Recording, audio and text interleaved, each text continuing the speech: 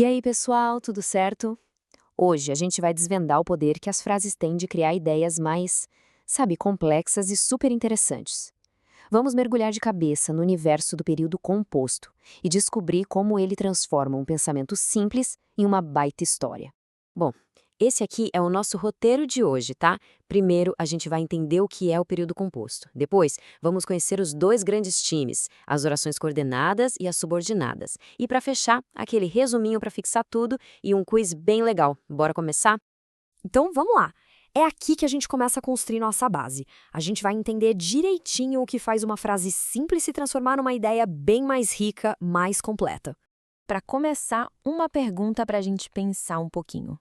O que será que transforma uma declaração simples em uma narrativa, em um pensamento com mais profundidade? Pensa aí um instante. A resposta é essa aqui, ó, as conexões. E na gramática, a ferramenta que a gente usa para criar essas pontes e dar mais corpo para as nossas ideias é justamente o período composto. Agora, olha que legal essa comparação. De um lado, uma frase simples. O poeta é um fingidor. Pá, direto ao ponto. Agora, olha a mágica acontecendo no período composto do gênio Fernando Pessoa. A ideia ganha camadas, profundidade, vira quase uma jornada, né? É desse poder de construção que a gente está falando.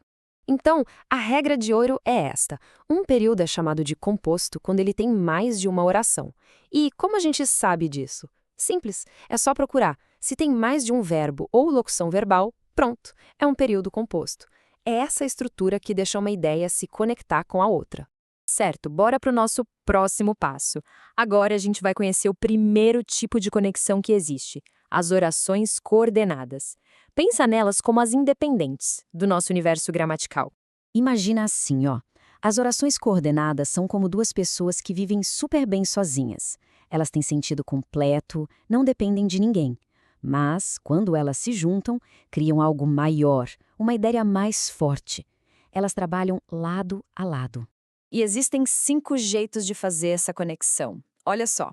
As aditivas simplesmente somam ideias, tipo com o e. As adversativas criam um contraste, uma oposição, sabe? Usando mas. Já as alternativas dão uma escolha, como em ou. As conclusivas fecham o raciocínio, usando logo. E, por fim, as explicativas dão um motivo, uma razão para algo, com o pois.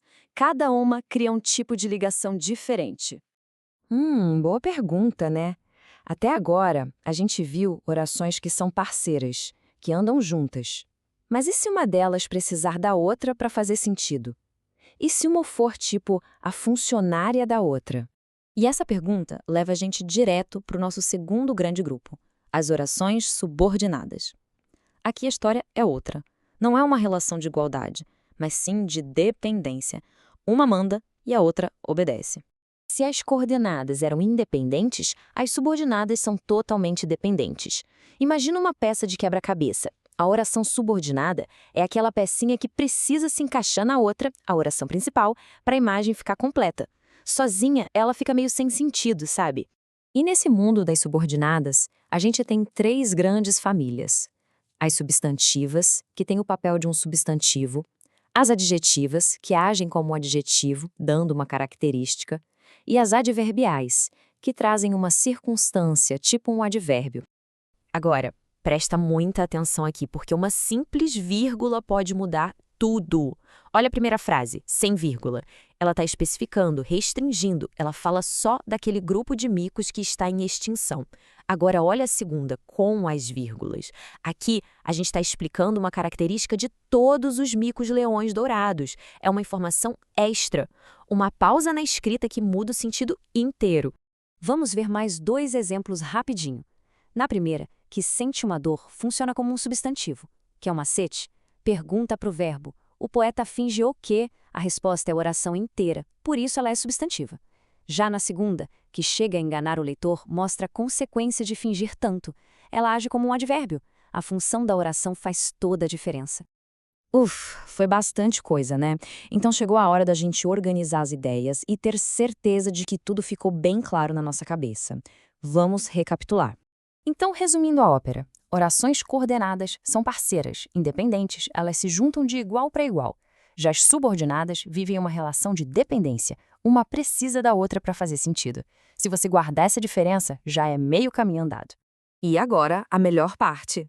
Bora testar o que a gente aprendeu com um quiz bem rápido. Vamos ver se tá todo na ponta da língua? Preparados? Primeira pergunta na tela.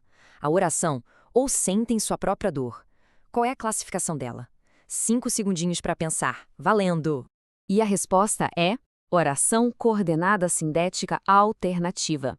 A estrutura ou já entrega tudo, né? Ela apresenta uma escolha, uma alternância entre duas ideias. Segunda pergunta.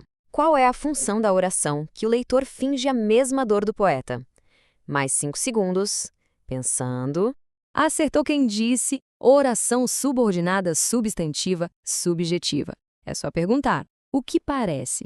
A resposta é a oração inteira, ou seja, ela é o sujeito do verbo parece. E a última do nosso quiz. A fim de que entretenha a razão. Qual a classificação dessa aí? Tempo na tela. E a resposta certa é oração subordinada adverbial final. Ela mostra o objetivo, a finalidade da ação. Por que o coração gira? Para entreter a razão. Mandaram bem? E para a gente fechar, um desafio. Quero ver a criatividade de todo mundo aí nos comentários. Crie uma frase sobre seu filme ou série preferida usando uma oração subordinada adjetiva explicativa. Bora praticar? E claro, se ficou qualquer dúvida, pode mandar aí também.